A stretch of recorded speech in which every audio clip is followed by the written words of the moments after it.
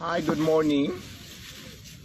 Mga kawaray, welcome to the Wata Vlogs. Ayan, gusto ko lang buksan yung bigay sa akin ng customer kong regalo daw niya sa akin. Ano kayang laman ito? Bomba. Ay, ayun. Sombrero siya. Sombrero. Maganda. Maganda. Bait naman customer ko, di ba?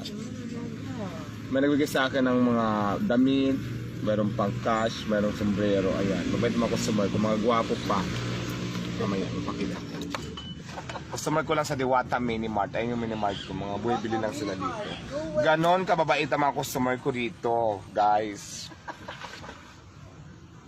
Kaya yung mga inditira dyan, Diyos ko, pakabait din kayo. Para mabigyan kayo. Hindi yung ginagawa nyo lang lagi, puro panghusga para ba